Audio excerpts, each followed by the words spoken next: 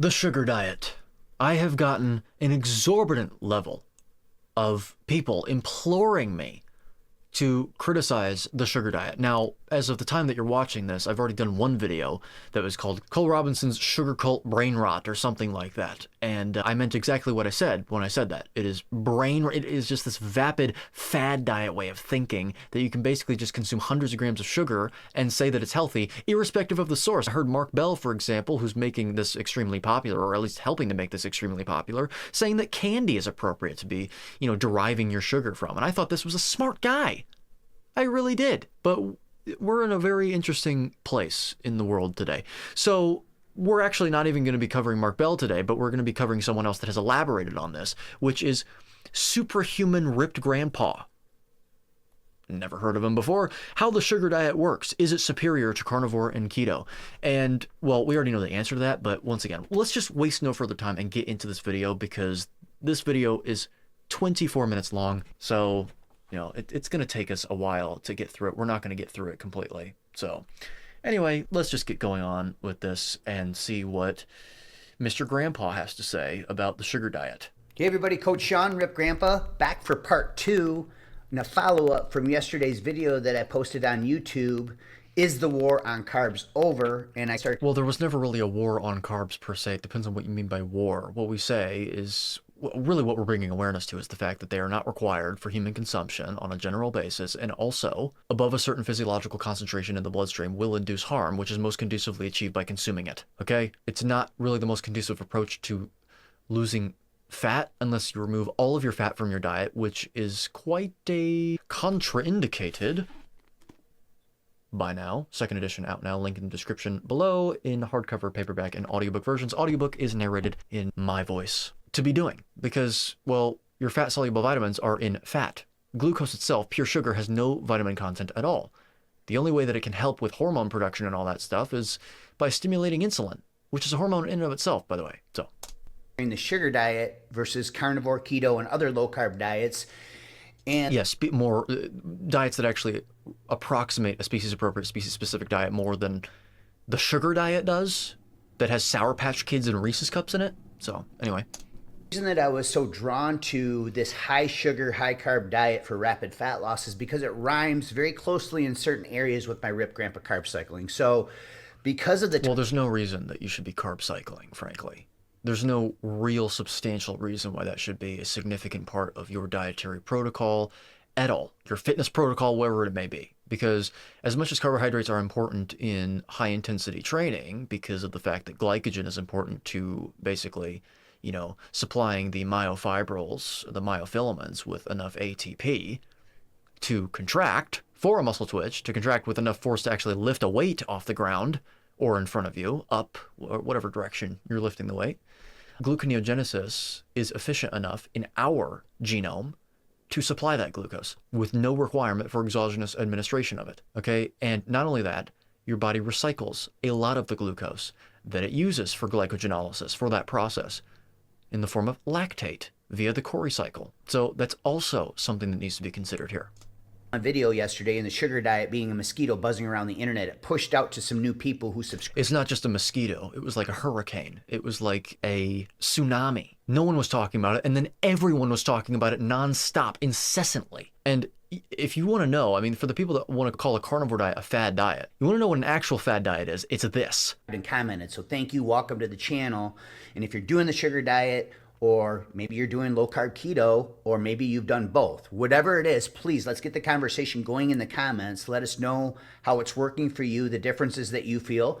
Do you like low-carb better than the high-sugar diet? Well, whether or not you like it more or not does not have any bearing on the levels of indication for each diet. Whether something is indicated for your physiology or not is dependent on many different factors, including what your genotypic and phenotypic expression is at that given instant in time, as well as your current circumstances that you've been placed in. For example, anesthesia is not something that is indicated to be being administered into your body. However, it is indicated if you're in a circumstance where you're about to undergo surgery. Okay? So principles of indication are variable depending on your circumstances, depending on your genotype, depending on your phenotype. However, for the most general indication level, or as a very general rule for the most general of circumstances, or varying circumstances that could be possible for a human to be, included in. And for the most general genotype, because we are, as human beings, 99% identical to each other, the most indicated diet for our species, or at least the one that approximates the most indicated diet for a species, because the actual most indicated diet, according to the Darwinian principles of evolution, is really not attainable anymore because of how much we've hybridized plants, grafted them, how many new species of plants we've even created in the first place, and also the fact that megafauna are extinct, so there's different animals that we're actually consuming, etc., or best approximating it, that's the entire point, is a carnivore diet with minimal variation amongst the diet depending on your genotype and phenotype, depending on the environment that you've evolved under, according to your ancestral lineage, with really no carbohydrates to speak of whatsoever. Not a sugar diet with a bunch of synthetic nonsense being introduced into the system at large. Sour Patch Kids, okay, concentrated cane sugar or coconut sugar, whatever the hell it is that you're consuming the sugar from. It is not appropriate. Our genes are not evolved to withstand those stimuli. It's ridiculous. Sugar is a drug, and I just made a video about this. If it hasn't been released, stay tuned for that, because it's in the set of 8 that I've recorded today.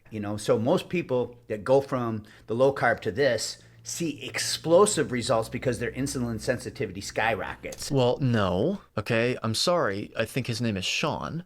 Insulin sensitivity can be achieved on a low-carb diet as well, because it is effective at reducing adiposity. In other words, fat. A maximum hypertrophy, or a maximum increase in the size of fat cells, and a maximum rate of hyperplasia, which is an increase in the number of fat cells for your specific genotype, will cause insulin resistance. Fact. You lose that fat, you can have an amelioration of insulin resistance, which is correspondent to an increase in insulin sensitivity. However, this is a major problem that I had to deal with in the Mark Bell, Cole Robinson pseudo interview. It was a marketing ploy, is really what it was, okay? Which is this. The Randall cycle is a cross inhibition of fatty acids and glucose. What does that mean? What it means is that if the cells are oxidizing fat for energy, if they're using fat to create energy, when you consume glucose and glucose flows into the bloodstream, the cells will refuse the entry of glucose because there is no requirement for the glucose to create energy, which means it will be pooling in the blood, which will correspond to an increase in fasting insulin, or really not a fasting insulin level, but the insulin level, which will not be able to usher the glucose in despite the fact that there is plenty of insulin in the bloodstream. Because of this, as well as the fact that if you are not consuming carbohydrates, your sensitivity to absorbing carbohydrates, because of the GLUT transporters being downregulated, is lower. Because of the GLUT transporters, once again, being downregulated. Why would the expression of GLUT transporters, the transporters that glucose uses to enter the cells of the pancreas to secrete insulin in the first place, but also the muscle cells and the fat cells to even be used to create energy, be highly expressed, be high? Why would the expression of those transporters be high if you're not consuming carbohydrates? They will be lower, which means that whenever you go back to consuming carbohydrates, your sensitivity to insulin, quote unquote, will be lower. That is called physiological insulin resistance, which is not to be conflated with what's colloquially deemed pathological insulin resistance, which is also poorly named because of the fact that insulin resistance in any form is not pathological and is exactly what the body is supposed to be doing given the circumstances. The problem is not insulin resistance. The problem is an externality that is not required and above a certain concentration that you've attained is contraindicated and harmful to the human body or the human system. In this case, being the introduction of a contraindicated substance known as carbohydrates in any form. Glucose, fructose, galactose, or the disaccharides sucrose and lactose, or maltose, or sorbitol, a sugar alcohol, which can be consumed, but also be created via conversion from glucose in a cell, and then subsequent conversion into fructose, which is 7 to 10 times more glycating, in other words, more harmful to your cells. So no, people that are on a low-carb ketogenic carnivore diet, and have been for months, that fail a glucose tolerance test, is not indicative of them not having solved the root issue. Your tolerance for something will go down if you stop consuming the thing. You would not encourage people to consume alcohol because their sensitivity to alcohol has lowered since they quit consuming the alcohol. You would say, stay away from the alcohol and don't consume it again. Well, same thing with carbohydrates, okay? We are done here. We're done. Insulin sensitivity as a result of consuming a sugar diet is not a proxy measure of its indication. It's not. It is contraindicated in the extreme. Of course, your body would be more proficient at using carbohydrates to produce energy when that's all you supply it with. We're done.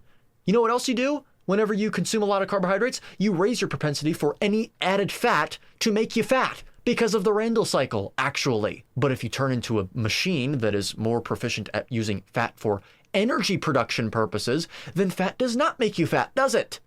Me. So I share this with you to let you know too as well that my experience with carb cycling has kept me lean for almost, I think, 25 years now. Well, great. But being lean is not the only proxy for health and overall health presentation. Some people that are skinny and ripped have heart attacks at the same exact presentation, okay? Here's an example of me from 40 to 50 years old, 40, 44, or 41, 44, 46, 48, and here I am at 50 years old. Fantastic. Sugar does not inherently necessarily make you fat because it has to be in the context of an overall diet and lifestyle in order to determine whether or not it would be conducive to storing more fat and or reducing muscle mass. Okay? Here are these pictures to impress you, just to impress upon you. I'm an OG. I've sold over 1 million fitness ebooks. I've been a C-level executive for 2 9-figure Good for you. You are probably making great money. companies. Which, by the way, is not a dig because there's nothing wrong with making money, by the way. I don't know why I even have to say that nowadays. People think it's selfish to make money and market things. It's pretty selfless, actually, depending on what you are advertising and marketing. Okay? So I do know my shit. So with that being Well, perhaps. said, in this video, let's talk about this. Is the high carb sugar diet legit? And can Well, define legit, because it's legit, meaning that it's real, okay, but it's not indicated, according to the Darwinian principles of evolution and the subsequent principles of indication in the human diet. And as for the overall human organism, frankly, the human genome. through your plateau, aka stall city? Can it bust your plateau, aka stall city? Well, the thing is it can, but a lot of people that are wondering why this is helping them with weight loss stalling, which again, we're really talking about fat and water loss because that's what people are really trying to go for, not muscle loss. Again, weight is an ambiguous term. It is not clear, okay? The reason for this is because of insulin affecting metabolic rate. The thing that can happen on carnivore, which is actually quite common on carnivore, is that people can undereat food. It's very easy to undereat food. For example, I can get about 160 grams of protein in if I'm not eating ground beef. If I'm eating ground beef, otherwise known as mince in certain parts of the world, ground mince, or minced beef rather, I can only get about half of that down. See? If you are not consuming enough fat and protein, but particularly protein because of its insulinogenic properties, you can have a stalling in insulin. You can have an insufficient level of insulin for anabolic processes to occur in the body. What are those anabolic processes? Well, the most relevant one to this situation that I'm elaborating on and expounding on is thyroid hormone production and synthesis. If your thyroid hormone production goes down below what is required for an indicated health status, you will have a decrease in metabolic rate. That means weight loss stalling, among other things, feeling cold all the time, perhaps having some muscle cramping, okay? But that has to do also with electrolyte disturbances. You may have an inability to hold on to or build muscle given the same stimulus as you were employing previously when you weren't carnivore maybe. You can have a loss of muscle mass, okay? All of these things can happen. So what happens whenever you dump a bunch of sugar down your throat? Well, insulin galore, yay! First of all, also a sugar high is a real thing, okay? They're on that too. But yes, you have basically kickstarted your metabolism. You've gone into an anabolic state. That's what you've done. You gave your body a stimulus that was sufficient to cause a sufficient amount of insulin to be secreted, that is sufficient to cause sufficient anabolic activity to ensue, okay? What often happens on a properly tenured and properly fortified carnivore diet, though, is that you actually have an increase in metabolic rate because of uncoupled mitochondria that occurs in fat cells over long periods of time. It's a browning of fat from your white adipose tissue that release more heat, precisely because it's brown adipose tissue, which is designed to warm you up. That's why babies have so much of it. They can't shiver the way that we do. So instead, they have brown adipose tissue. So anyway. And or get you peeled. We'll talk about a different approach based on if you have 30 plus pounds to lose versus when you're leaner, because there's going to be a couple very important differences. Well, the solution is not to consume a bunch of sugar. The solution is to consume enough food in the form of, the most approximated, ancestrally consistent inputs, which is really the flesh and associated fat of large ruminant animals, with added fat in the forms of butter, tallow, lard, suet, and ghee to taste, added salt to taste, and water. Okay, you should be just eating more food, particularly protein. In a second. The next thing I'm going to share is how keto, carnivore, and low carb can potentially be more harmful than good. No, unless it's done improperly, because every single diet can be done improperly. We live in a modern world, and so we need to employ some modern interventions that are not necessarily intuitive. Okay? They would have been intuitive 100,000 years ago before civilization, okay? But they aren't as intuitive now. But it's not the keto, carnivore, and low-carb diets themselves, okay? Do another little mini comparison of sugar fasting versus keto or carnivore. Okay, a sugar fast is an oxymoron, okay? Fasting is not consuming any food for any period of time, for a significant period of time, okay? As soon as I eat my last bite of food for the day, my fast starts, okay? Fact, all right? If you are sugar fasting, you are not fasting because you are consuming sugar. Carb diets. And these reasons are going to shock you. This is especially prevalent if you're over 40, 50, and 60 because of the hormonal decline that takes place. And then number 3, we'll go ahead and share what my wife Karen and I... The hormonal decline doesn't necessarily have to take place, okay? Again, people undergoing menopause and stuff like this, it involves the body doing exactly what it's supposed to do given the circumstances. What you need to be doing is giving the body the proper inputs according to your circumstances. There is not one indication for a sugar fast, Sean. None. Ever. Are doing by mixing in a carb cycling version of this sugar diet and what our weekly split's going to be. Now, before we move forward, what is the sugar diet? The sugar diet is a marketing ploy, okay? What it is a bunch of people trying to be sensational, seeing that serendipitously there actually were some benefits associated with it, which we already covered the reasons for it, and therefore jumping on this bandwagon in order to basically make money by justifying people's addictions to carbohydrates, okay? What does it do to your body? And I want to give a shout out to Cole Robinson. Why would you do that? Why would you do that, Sean? Cole Robinson is an imbecile, okay? He's a loudmouth and an airhead. Him the screamer, because all he does is scream at you and call you fat in his videos, but... Thank you, Sean. So you already, throughout this entire video, seem far more rational than other people. However, I'm still quite confused as to why someone so rational would say something like, well, doing a sugar fast is great, and is a fast in the first place, okay? So maybe there's something I'm missing. Maybe it's me, or maybe, perhaps... And I mean that, I'm not saying this in a flippant way, you are not as rational as I am led to believe at this point. We will find out. I love his passion. I respect him for coming up with this philosophy. It makes sense to me because basically what you're doing is sugar is very high during the day. Fat is in the basement at all times. And then protein is very limited until at night. So you're basically following a very high fruit, high sugar diet. Right, which you shouldn't be doing because those are effectively, when you're talking about fruit, man-made inventions that have been grafted and hybridized to be starchier, bigger, juicier, sweeter, whatever it may be, okay? And it is contraindicated, once again, you sold ebooks while I'm selling, well, I wish I were selling my ebook, but we're having problems with that. Hardcover, paperback, and audiobook versions. Audiobook narrated in my voice, like I said, link in the description below. I wrote a book as well, okay? Everyone can write a book. Anyone can. It's an opinion piece written by an author. So don't believe that just because someone has a book out, which includes me, by the way, we're logically consistent here, we're objective on this channel. You'd struggle to find a more objective channel than this one. Just because someone has a book does not mean that they are some sort of, gift from God and their opinion necessarily means more than someone else's. Not necessarily. Anyone can write a book. During the day, and then at night, you can go ahead and bring in moderate amounts of lean protein. But fats are always going to be in the basement. So his philosophy... Right, so nutritional deficiency incoming. Where do you get your fat-soluble vitamins from? Do you get it from fat? Well, the answer is obviously yes. What nutrition do you get from straight pure cane sugar and Sour Patch Kids and candy? Not only is there a complete destitution of those things, what else are you getting alongside it that is completely contraindicated?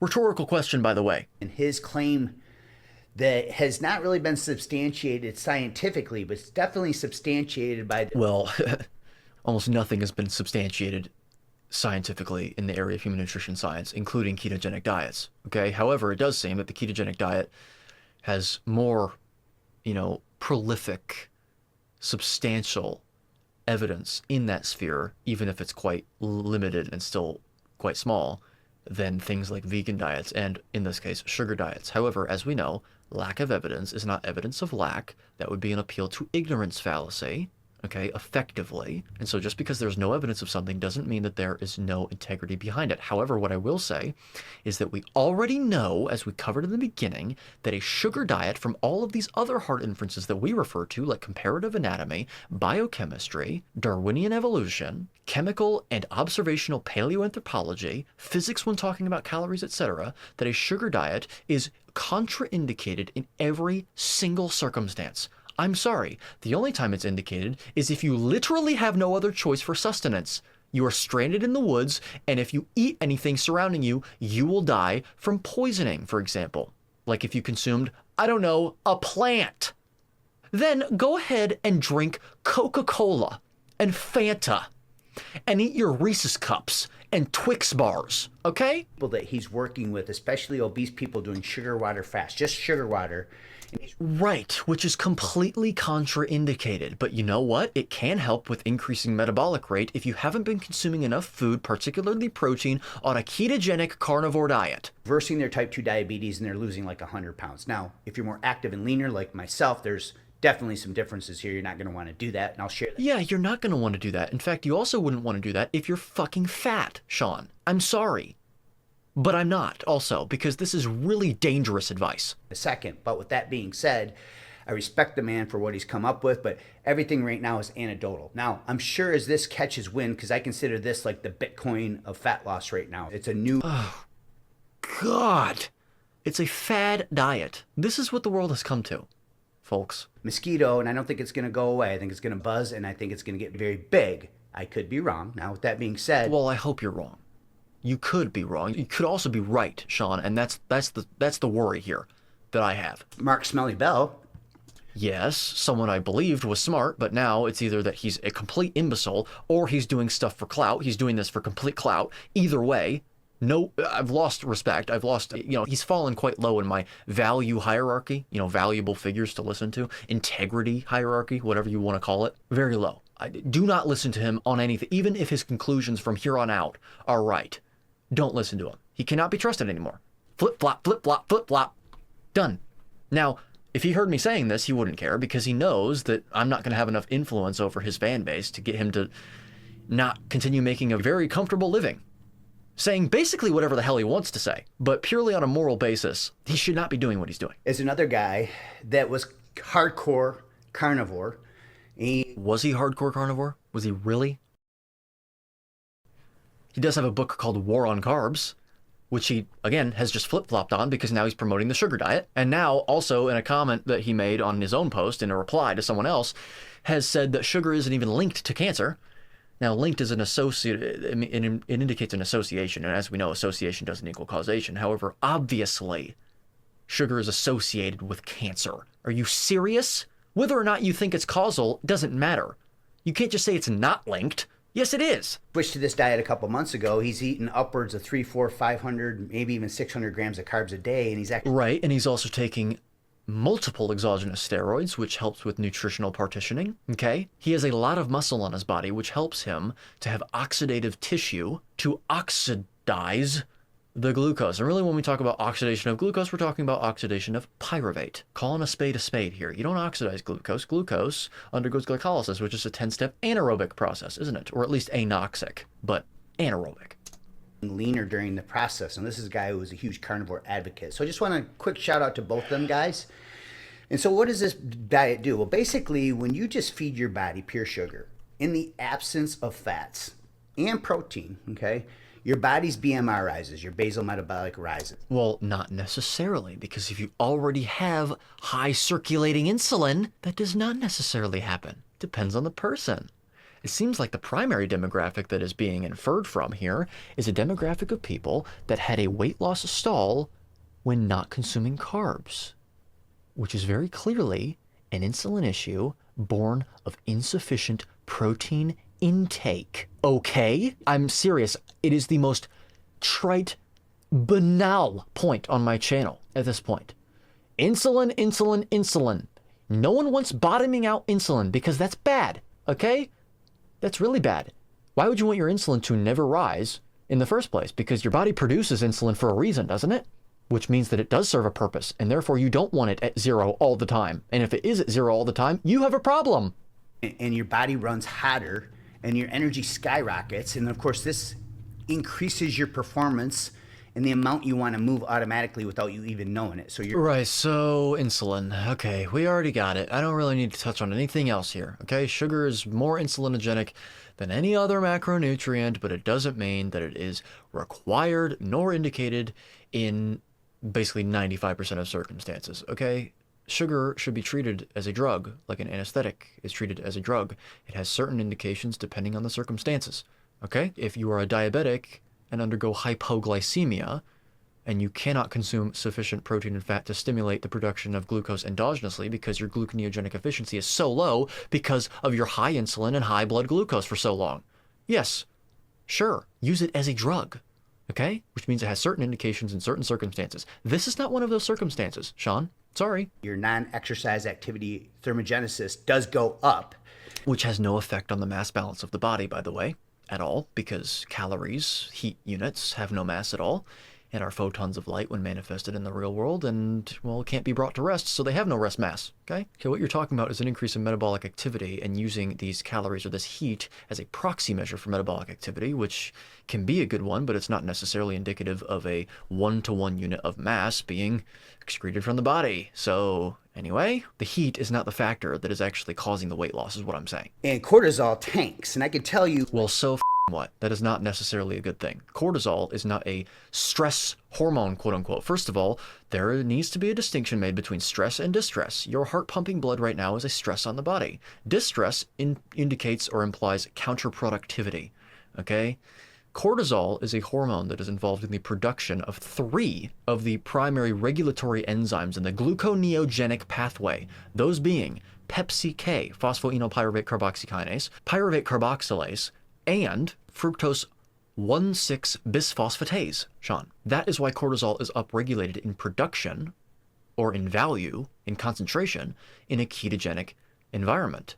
However, it is also important to mention that after the production of those enzymes is over, cortisol falls back to baseline, which means cortisol is not inevitably always elevated, quote unquote, elevated because that refers to an elevation beyond, a normative value, which begs a question again. That begs a question in and of itself. Throughout the entire time that you're on a ketogenic diet, that is not necessarily the case. It usually falls back down to baseline. It's usually acute, ephemeral, transient. So of course you can see a cortisol decrease. Absolutely. Because you no longer require the production of those enzymes for gluconeogenesis. Because now, instead of your body producing glucose, you're dumping it into the body. yesterday, and I had my best sleep score that I've had in months. Sleep score is a construct, isn't it? You need to talk about your experience with sleep. Was your experience better? That's what matters. Also, what is your criteria for a good experience during sleep? I'll tell you what, now that I'm carnivore, my sleep is not as constant, meaning that I don't sleep for 9 hours straight. I wake up regularly. That's also to do with my condition, by the way. I am not someone that should be used as an inference to extrapolate to the entirety of a carnivore population by any means whatsoever. I have rib issues and stuff like that, okay, because of my hypermobile EDS, which has nothing to do with my diet, okay? However, what I will say is that my sleep is still great. It's just not constant anymore, okay? Who cares? Blown away at how good I slept. I ate nothing but fruit all day long yesterday. Okay, so it may have something to do with insulin. Now do that all the time, every single day for the rest of your life and see what happens. I broke my fast with You didn't fast. You ate sugar, Sean. Sugar is a externality, which means you did not fast. False. You did not break a fast. a lean source of protein. My wife cooked So not indicated. Okay, what you want is fatty meat. some shrimp fried rice. 0 fat. Shrimp? Okay. Was it wild caught? Now I'm just being silly. Does it really matter? Does it have any bearing on what he's talking about here? Butter or oil in it, right? Because shrimp is and scallops both are just like 0 fat, pure protein sources with that pure white starch. Now, if you're on the heavier side, you're going to want to stay away from the starches. I'll share more on this. You're going to want to stay away from the starches if you're a human being, Sean. That's whenever you have the indication of staying away from starch, because starch breaks down into glucose. In fact, it does so in the mouth, actually, because we have salivary amylase. Okay? And don't give me the whole, well, since we have salivary amylase, that means we should be consuming good. that has nothing to do with whether or not we should be consuming carbs. Nothing to do with it. The reason we have salivary amylase is because we are frugivores historically, millions of years ago, that ate fruit. Then we kept salivary amylase because there was no negative selection pressure to knock it out. Okay? Cool. Then we selected for it a few more times, actually. People don't realize that. Because what did we start doing during the agricultural revolution? Did we perhaps start consuming more carbohydrates? Which we shouldn't have really done. Well, we should have done it given the circumstances. Again, see, carbohydrates are contraindicated. However, they're indicated in that circumstance when you literally don't have any food to eat. Okay, so it was indicated then, and now we're reaping the consequences. There were unintended consequences. Fine.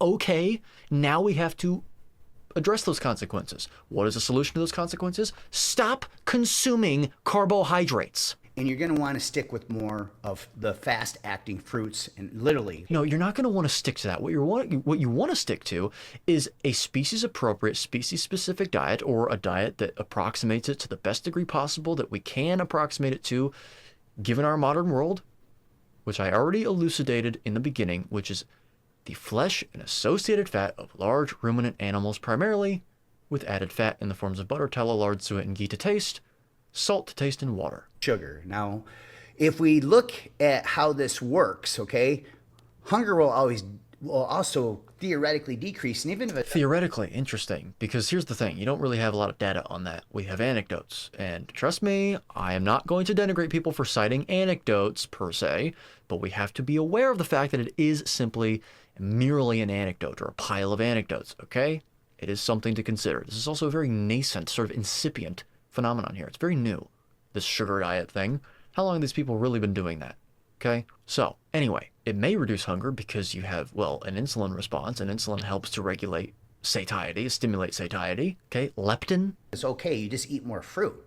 And so it ends up Oh, God. Also, fiber has a role to play here if you're eating a lot of fruit. happening is you have a hormone inside your body that in the absence of these fats and protein early in the day, it's called FGF21. Okay, so now we're going to get into reductionism. Okay, so he says that this hormone, in the context of removing fat and protein from your diet, ... So what else? Skyrockets. And apparently, It skyrockets. So, does this have to do with insulin? Insulin! This is an entire begging the question fallacy, this entire movement. Yes, insulin is very important. Insulin is extremely important. This begs the question as to whether or not you require exogenous glucose to stimulate sufficient insulin. And if you do you require hundreds of grams a day? No, you don't. Maybe you require 20.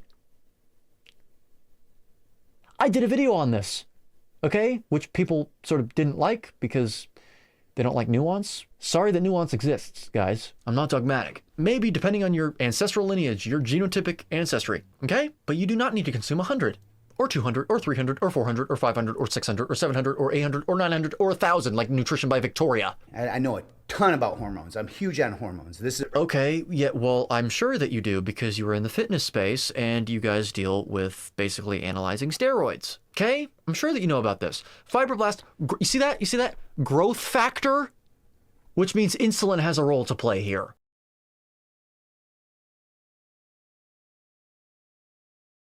Not only this, but even to play on your side here, are you really going to say that it all has to do with one hormone here? Every time you see growth factor, just understand that that indicates anabolism, insulin being the prototypical anabolic hormone.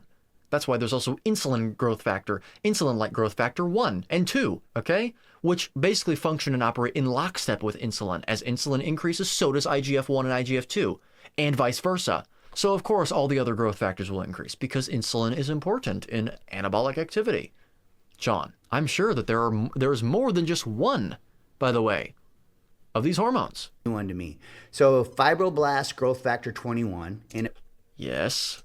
the crucial role, this is straight from Google, by the way, regulating energy homeostasis and glucose and lipid metabolism. Yes, because you've now stimulated insulin. And what does insulin do? Does it usher glucose into cells? Does it stimulate the processes of glycogenesis? Does it stimulate processes like glycolysis? Okay, lipogenesis, triglyceride synthesis?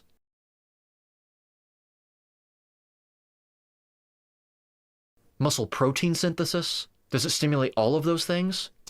So it's primarily produced in the liver. In other words, it acts on various tissues, including brain, adipose tissue, which is stored body. Okay, yes, it's going to act on all these tissues because they require fat and glucose. They require glucose, but just not in the way that people think they do, which is basically purely and strictly anaerobically, but that's a story for another day. Liver, heart, and skeletal muscle, and has been shown to improve insulin sensitivity and reduce. Yes, because insulin sensitivity is characterized by how proficient your body is at responding to insulin via a glucose bolus. If you have higher insulin, that puts a chemical pressure on the cells to take up more glucose. It puts a chemical pressure on the cell to oxidize the glucose derivative pyruvate instead of fatty acids.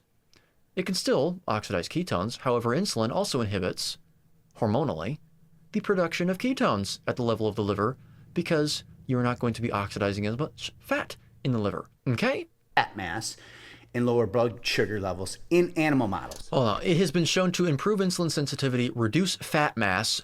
Okay, interesting. Again, insulin, as much as it is an anabolic hormone, it can also have a net fat loss effect if your metabolic rate has been very low for too long, which we already covered.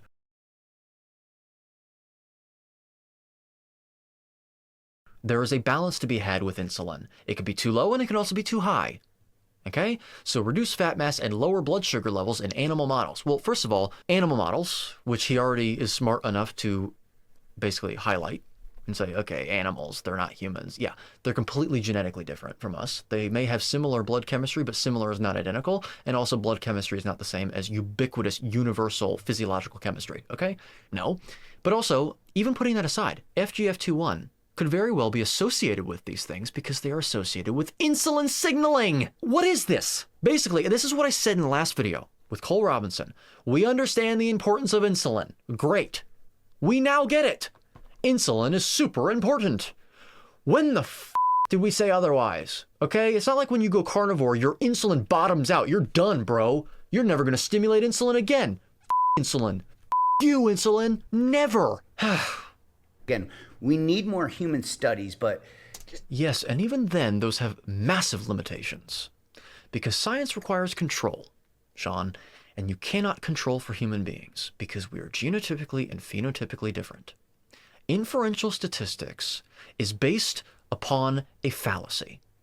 Sorry, the entire study, the only way that it becomes true is if all of your cases are identical. It is based upon that philosophy, as well as the philosophy that all of your confounding variables are either non-existent, there's no confounders, or they're all held constant, okay? Which is also not the case in the real world, which is why we have such a hard time predicting the weather. Still. Quick sidebar, I mentioned this yesterday, how doing extended periods of low-carb dieting can desensitize your cells to glucose. Yes, which is exactly what's supposed to happen because you're not consuming it, Sean.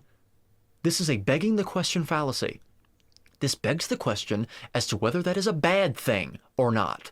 Sean, it's not. Your proficiency for metabolizing alcohol decreases when you abstain from it, okay? This is the equivalent of telling people that if a food is causing them inflammation and they remove that food from their diet and months later they reintroduce the food back in and it causes them more inflammation than it did when they were regularly consuming it, that's a sign that they shouldn't have cut the food out in the first place and instead should have just continued to consume it to increase adaptation. Seriously? Or rather, to maintain adaptation. What is the required amount of exogenous glucose for human beings? Is it 0? That's what I thought.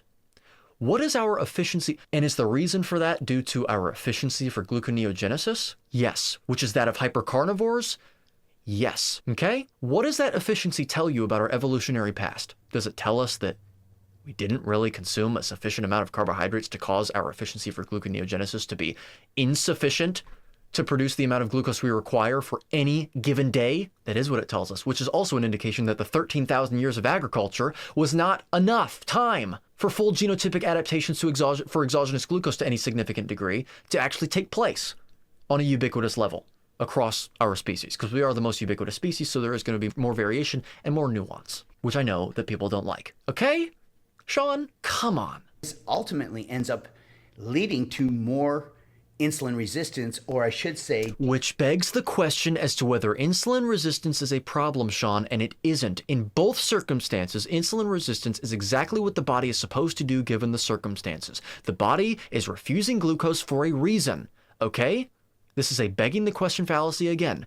This philosophy is dangerous. You know why? Because this philosophy leads people to creating drugs like metformin that target insulin resistance. What does that mean? It means that since they are thinking that insulin resistance is a pathology in and of itself, that the solution is to force glucose into cells. Metformin works by actively inhibiting complex 1 in your electron transport chain, causing an increase in AMP to cause an increase or a stimulation of AMP kinase, or kinase, however you want to pronounce it, which increases pulling of glucose from the blood. Pulling, not pooling, pulling from the blood. And also fatty acid oxidation. You know one of the subsequent effects of having elevated AMP? A reduction of inflammation. So an inhibition of your immune system. Just a thought. This is the problem. You treat insulin resistance as a pathology, well, you get what's coming for you. Metformin, other drugs that are designed to force glucose into cells when they're purposely disallowing it from entering, okay? The problem with all disease, this is a fundamental idea. The root cause of all disease is something external, Sean. Externalities. Whether it be a behavior, whether it be a food that is incongruous with what we are most adapted to withstand, evolutionarily speaking, on a genotypic basis. In this case, with insulin resistance, okay, in the pathological form, because there's two forms, once again, physiological and pathological. The pathological form is not pathological. Okay? But in that form, the problem is excess carbohydrate consumption, which leads us to another question. What is excess? Well, it's anything beyond what is required for your physiology, that being 0, okay? With the small exception of the ones that are absolutely unavoidable, which is the very minimally extant amount found in meat in the form of glycogen, okay? Great, you had 2 grams of carbs with your pound of meat. Who gives a f***? in your insulin sensitivity, right? So Right, which begs the question. That is a begging the question fallacy, Sean. Begging the question fallacy. thing that we do low carb for, which is to avoid insulin resistance over time. Yeah, well, no, it's not to avoid insulin resistance. It's to avoid excess glycation, diabetes, and it's to become the most become the most indicated in terms of your health status, because you are consuming a diet that best approximates a species-appropriate, species-specific diet, Sean. It is not to avoid insulin resistance. See? And this is why begging the question fallacy is so dangerous, because it begs the question. Sean, insulin resistance is what the body is supposed to do given the circumstances. We're done here. Your genes know what they are doing because they have evolved for billions of years, Sean. Could you imagine if you existed on this earth for billions of years and someone that existed for 40 years went up to you and said, you're not doing what you're supposed to be doing? You'd probably be offended, wouldn't you? You'd think, who the are you? Get the out of here. Well, same situation, just with genes that don't have a consciousness. Anyway. Can backfire on us and actually... No, it does not backfire, Sean. False. I have covered this, and I've covered this extensively in my book as well. In fact, it's in chapter 3, and I'll flip to it right now. See, this is the great thing about making sure that you're right before you actually start publicizing your viewpoints. It's that you remain consistent. Okay? Okay. Myth number 11, physiological insulin resistance. This perhaps sounds a bit misleading, as physiological insulin resistance as a concept is a real phenomenon, and not a myth. However, the argument typically associated with this phenomenon is the real myth, and that is that if you abstain from consuming carbohydrates, your body will not be able to withstand them as well, therefore reducing your metabolic flexibility, which is a bad thing. There's a very simple rebuttal to this, however, and that is that this is your body doing exactly what it's supposed to do. People tend to talk about metabolic flexibility as if it's something that is incredibly important to have, the ability to metabolize both carbohydrates and fats in an effective way. But if you understand that carbohydrates are always under every circumstance, effectively, contraindicated, then you understand that this notion is ridiculous on its face. What animal in the wild is designed to metabolize everything effectively? Yada, yada, yada, blah, blah, blah. Okay? I said the same thing there. To the very thing that we're trying to prevent. You're not trying to... You might be trying to prevent that. We're not. Because we understand physiology. And if you think about it logically, this makes sense. And Yes, it does make sense. It makes sense why the body would do this. And it makes sense that the actual problem is not the insulin resistance, it's the glucose that you've just dumped in your fucking body. you want more detail on how your body works when those carbs come into your body. If you want more details about how the body utilizes carbohydrates in the myriad ways that it actually does/can, go ahead and listen to me, buy my book, join Peter's course, frankly, that I'm affiliated with, Peter's Carnivore Coaching Program, if you actually want to be internationally certified as a coach, so you actually have credentials to your name. You know, it's easier to get insurance, for example, to protect yourself. Links in the description below so that you can reach Peter and negotiate a, plan with him on how to sign up for that, because I've contributed 4 modules to the program. If that's way too abrupt, wait, Eddie, I need to know more about it. I did an interview with him, and I'll link that in the top right corner of the screen so that you can learn more about Peter himself, but also the program. Very good interview. Very nice guy. Been coaching for over 20 years. That's quite a bit of experience, guys. Anyway.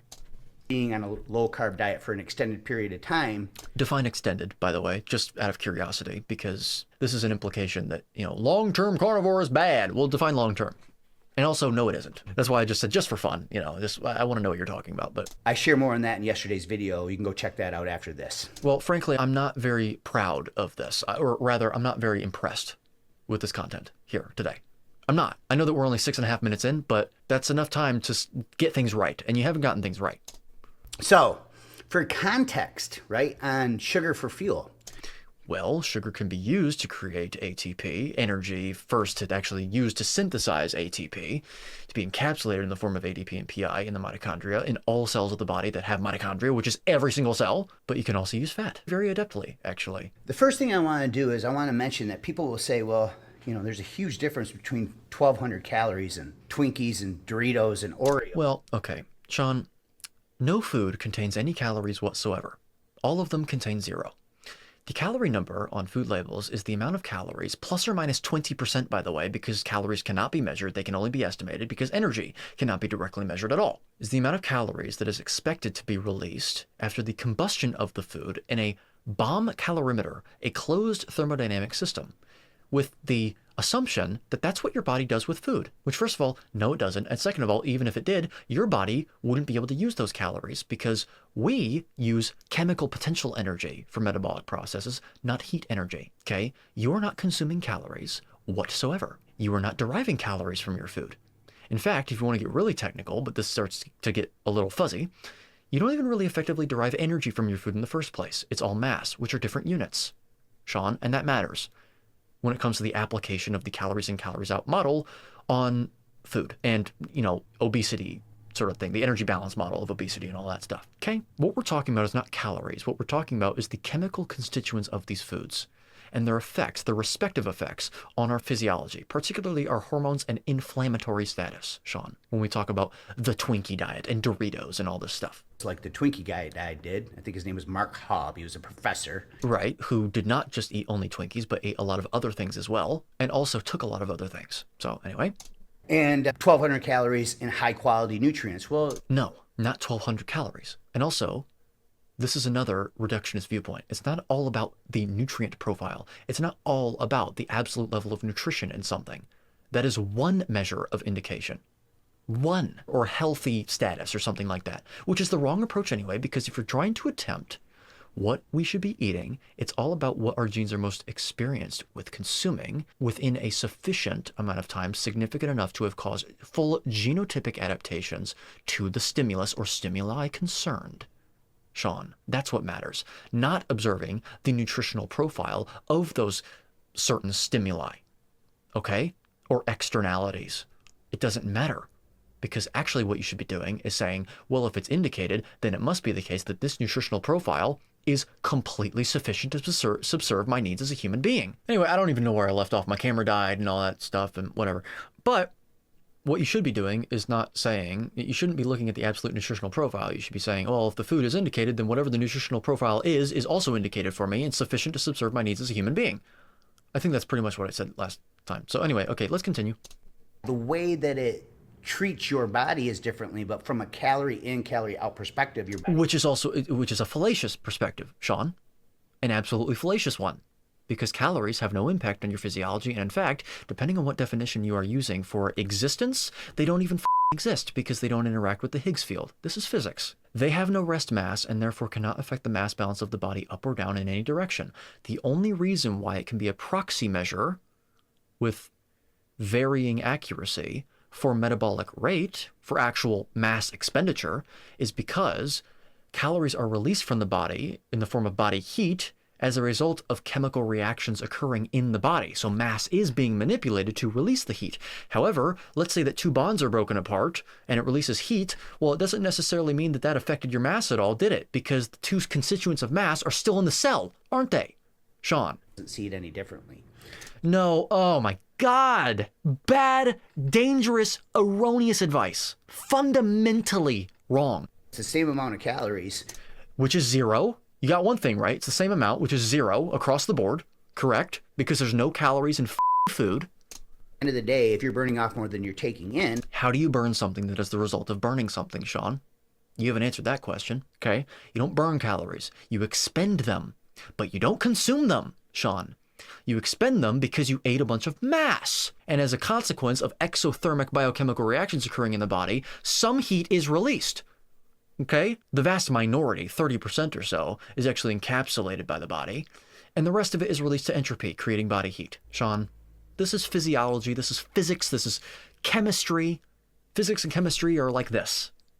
Okay? Theoretically, you will lose body weight. No, well, fine, theoretically, but it's a disproven theory. How much weight does that bear? Factors can come into play here, especially with women. They're like Rubik's Cubes, where men are like one-cell amoebas. But I don't want to go down that rabbit hole right now. I just want to... But did you know that they also have the same indicated diet, species-appropriate diet, for their speciation? Because they're all part of the same genome? Yes, women are more hormonal. They have a monthly cycle, as opposed to men who have a daily cycle. And then women have to deal with menopause. And they have to deal with pregnancy. Okay, yes, they are more complicated, but you know what's real great about a species-appropriate diet, or one that best approximates it? It naturally takes into account all those things, so to speak. That sort of implies it has a consciousness, but that's not what I mean, okay? It's reliable, still, in those circumstances. Because why wouldn't it be? Evolutionarily, whenever women got pregnant, did they start going on a plant-based diet? Did they go on a sugar diet? Or did they potentially eat more? Maybe eat more fat on some days. Maybe eat more protein. More food as a whole, for sure. Yeah, it's that. That the Twinkie diet is proof that belly fat is 10 times more dangerous than sugar. No, it's not proof of anything. The citation of the Twinkie diet is proof of the fact that the influencer concerned does not know anything about human physiology or science. Okay? Which is why people like Jacob Foods and Obi Fitness cite it. Actually, you know what? With all due respect to Jacob Foods, I have no idea if he has cited it or not. Obi Fitness, though, absolutely has. And the reason why is when he did this diet, he had one protein shake a day. Because the first argument I had, well, how much Oh, so he had protein. See, this is what I was talking about. He had more than just Twinkies. of that 30 plus pounds that he lost was muscle? But because he was going out of his way to get extra protein every day, Which is not something that will necessarily correspond with a maintenance or increase in muscle mass, because it also requires you to impose a demand on the muscle tissue to want to grow in the first place via hypertrophy. Sean. fat was fat loss. And if we look at what Yes, because first of all, Randall cycle, and second of all, if he had lower mass intake, that could cause something like that to happen. There are many factors at play.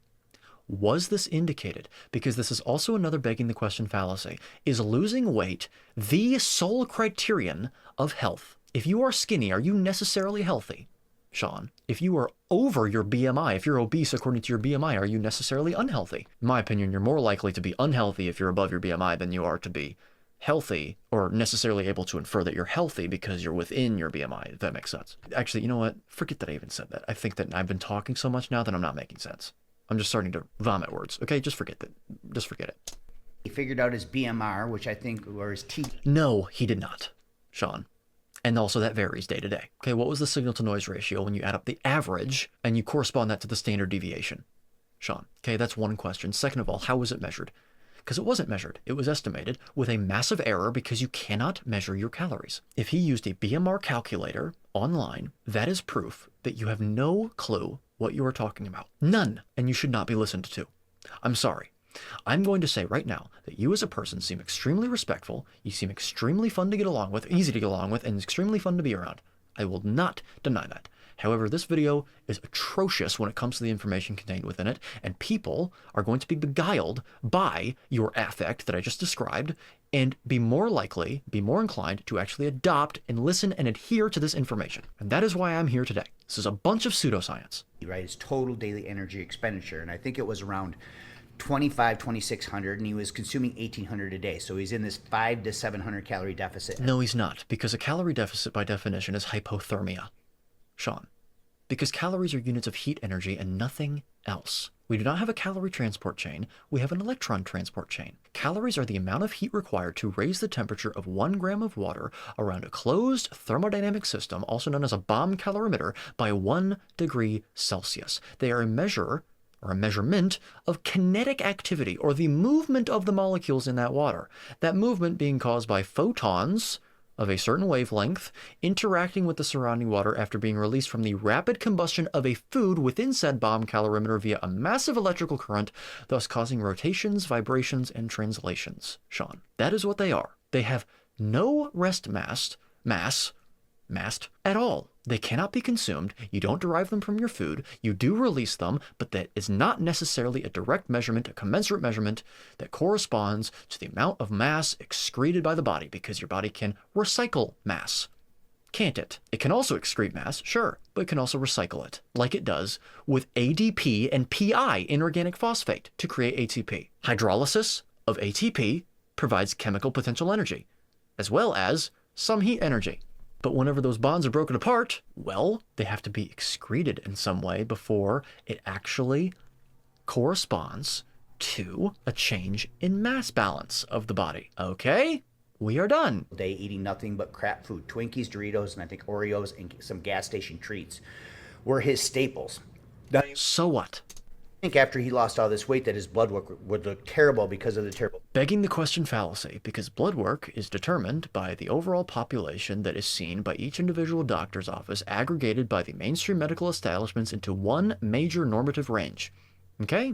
Which begs the question as to whether every single person is genotypically and phenotypically identical in the first place, because every single person engages in different behaviors and is genotypically different, eats differently, etc., is larger, smaller, okay? Not to mention that a lot of these blood tests are also not indicative of anything health status related, no matter what the value is, because, for example, cholesterol, which is a measure that is often taken with a lipid panel, has no bearing on heart disease risk and is hardly at all involved in the heart disease process. It is involved in the process, it is not the cause of the process, or else it would basically constitute a majority of the plaque in atherosclerosis, which it doesn't. It constitutes about 1 plus or minus 1% of atherosclerotic plaque, with the majority of it being scar tissue, which implies damage to the endothelium. Food he ate, but it didn't. All his markers improved. Cholesterol, triglycerides. So, begging the question fallacy again. Improved, first of all, is a cause and effect statement if you're going to draw a causal inference from this, which cannot be informed upon because of covariance, confounding variables, the sole idea of spurious variables in the first place that can have impacts on this, which all have respective probability distributions. Okay, this is inferential statistics, bell curves, whatever you want to think of a probability distribution as, okay? All of them have that, and they're not being controlled for, okay? But even if there were a causal inference, theoretically speaking, improve begs the question as to whether the value change, or the alteration, the manipulation, was an improvement in the first place. It goes back to the question that I always ask on this channel. According to who, on the basis of what? How were the standards set? What population was studied? How large was the sample that was studied from the population? How far was the sample extrapolated? Because once again, the line of cutoff before it's irresponsible, until it's irresponsible to extrapolate further, is arbitrary from a sample. So many questions that we need to understand here. Blood pressure, blood sugar. Blood pressure, okay, fine. Blood pressure is often caused by, well, a contraindicated diet and lifestyle. However, there's multiple factors that can be at play here, not to mention that what was his blood pressure beforehand, and also how long did he do this diet? High blood pressure takes a while to catch up to you, depending on who you are. See, the weight loss goes to show that belly fat itself is 10 times more dangerous than eating sugar. How the absolute did that show that at all? How in the did it show that at all? Also, the question still remains. Well, sort of. because we already know the answer. But the question here, at this point in the conversation, still remains, at this point in the line of logic, as to how he developed that belly fat in the first place. And also, this 10 times figure is a subjective opinion that is not from a statistical analysis. Sean, how did he get fat to begin with? Did he mix carbs and fat together? I bet he did. You can solve that by cutting out fat or by cutting out carbs, while making sure to maintain sufficient insulin for anabolic processes in the body, which is very easily achieved by eating a carnivore diet, just eating enough food. Okay, Sean? Logically think about this, guys. Let's logically think about this, Sean, as I've been doing throughout the entirety of this video. Olive oil and fruit juice are extracted from olives and fruits. Well, sugar is just extracted from cane sugar and sugar beets. Correct. You shouldn't be consuming either of these things. None of them, okay? And our body loves to run on glucose. No, it doesn't. That is your opinion. You have no idea what the body loves and doesn't love, because that involves the necessity for a consciousness and an ability to communicate, okay? And before you sit here and say that that's pedantic and captious, no Eddie, obviously the human body doesn't have a consciousness in and of itself. Well, that's important, because what that means, logically speaking, you want to be logical, Sean, what this means is that if there is a chemical pressure that is conducive to causing the body, that is enough to influence the body to run on glucose, it will, irrespective of whether it is actually a less damaging fuel source or not. Whether or not it is, your body will run on alcohol if the chemical pressures are that of allowing alcohol to enter the chemical pathways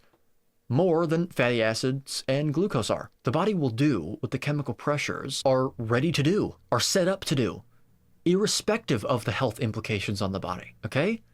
Your body does not love to run on glucose. Now, by the way, Sean, define run on. Do you mean oxidize it, or do you mean use it anaerobically, non-oxidatively? I've been saying that a lot on this channel. I keep forgetting that there's a word for that. It's called anaerobically. The body requires glucose to be used anaerobically in muscle cells via glycogenolysis, astrocytes via the same process. In the liver for glycogen breakdown, it does not require glucose to be used at all anaerobically for its own processes, but it does need a store of glycogen to release into the bloodstream during intense exercise, for example, or during prolonged fasting.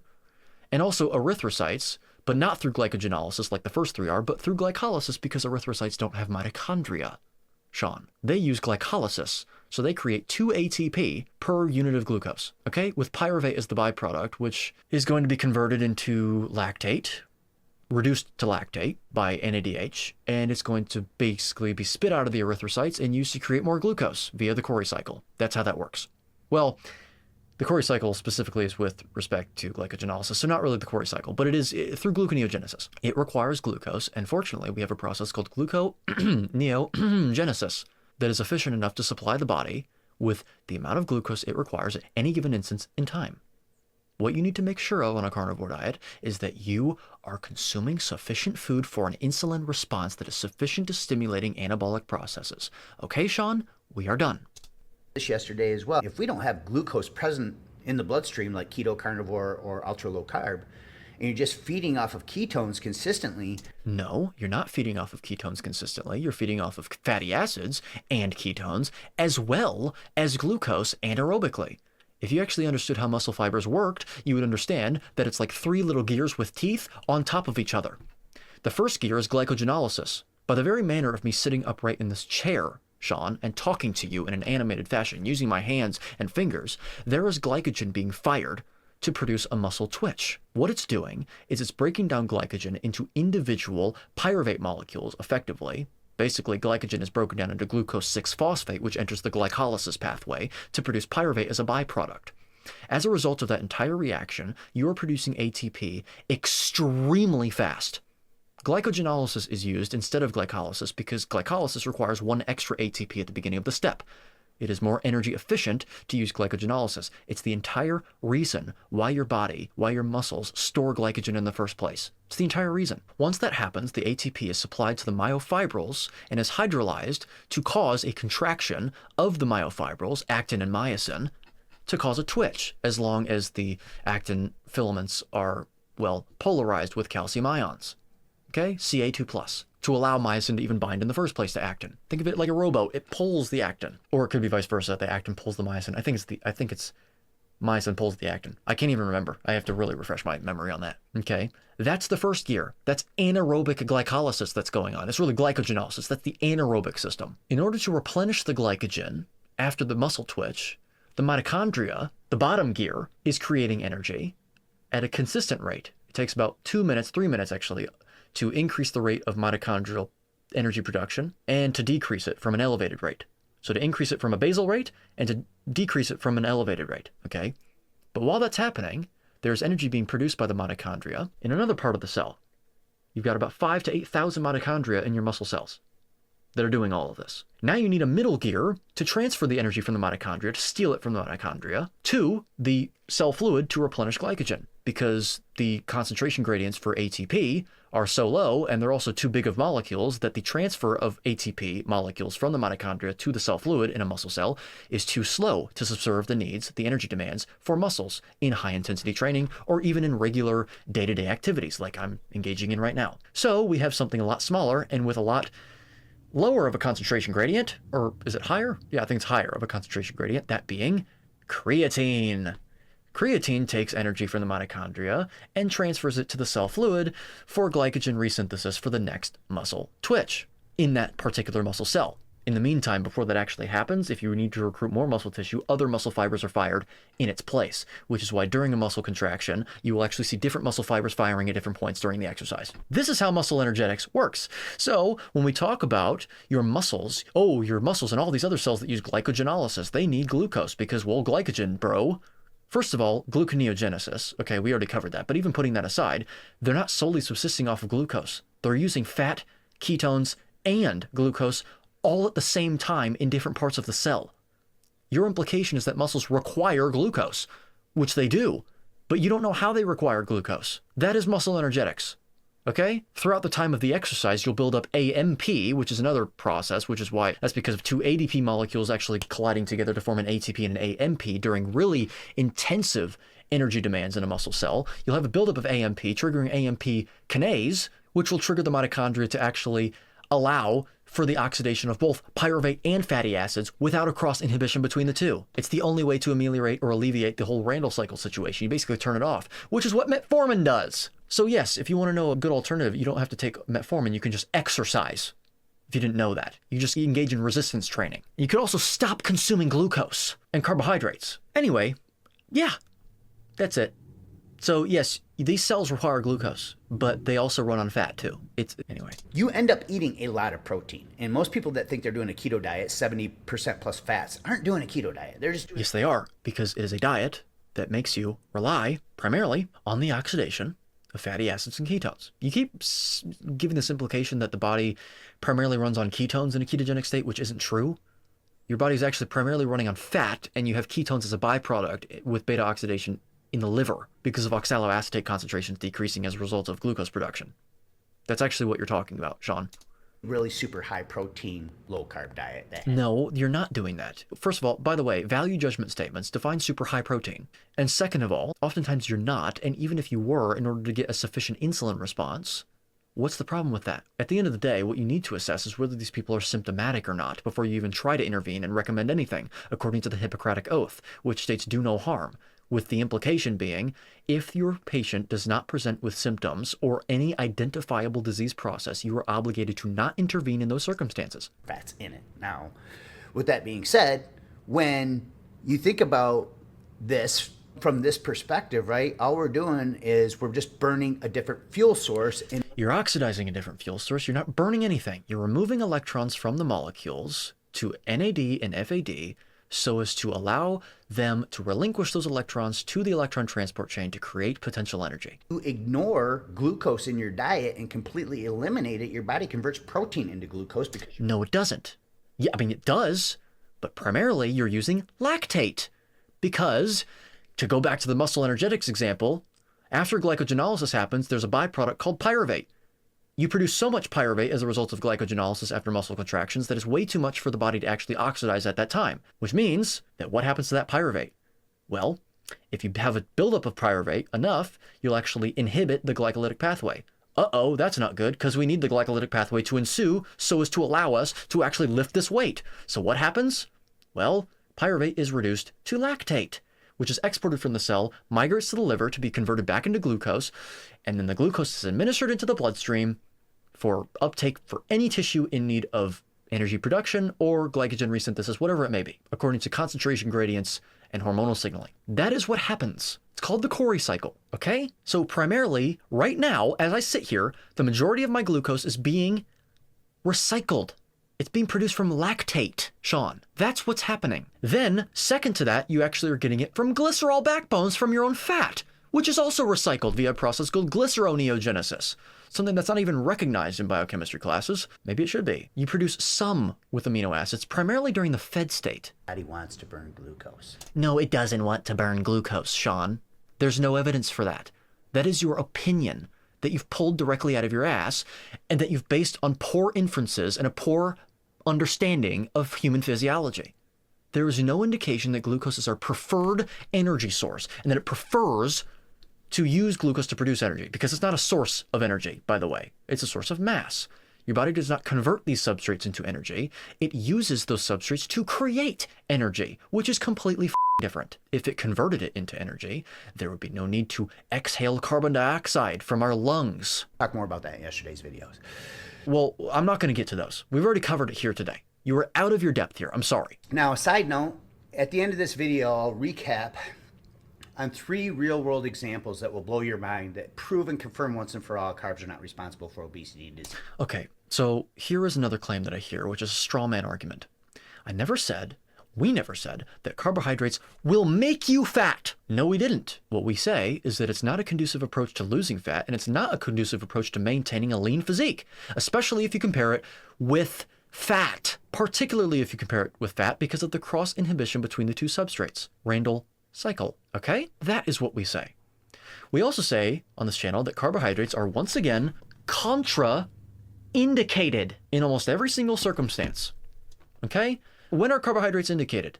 If you are a type 2 diabetic or not a type 2 diabetic that is succumbing to a hypoglycemic episode and you have a poor efficiency for gluconeogenesis, fine, glucose gel, boom. In fact, you should be doing that if you're having a situation like that, okay? Or if you are in the wild, stranded, with no food around you and you are starving to death, drink your Coca-Cola, okay? I shared these yesterday, so if you stay till the end and you didn't watch it, So on the screen it says, unless you abuse them. Well, what do you mean abuse? Define abuse. these videos, stick around for that. Now, here's the truth about dieting. Any diet can work. Define work, Sean. Work with respect to what? What are your criteria here for working, and are those criteria indicative of overall health status? Necessarily, in every single situation. This is the problem with these constructs that we keep formulating. Why don't we go ahead and look at indication levels according to the Darwinian principles of evolution? What are our genes from every hard inference that we have most genotypically adapted to? There are 2 major hard inferences here, okay? 2 major ones. The atrophying of our appendix, which is actually becoming a weaker inference the more I think about it, but that's one, which indicates low fiber intake, okay, so low plant intake, and our efficiency for gluconeogenesis even 13,000 years after the agrarian revolution, which is still that of hypercarnivores. Done.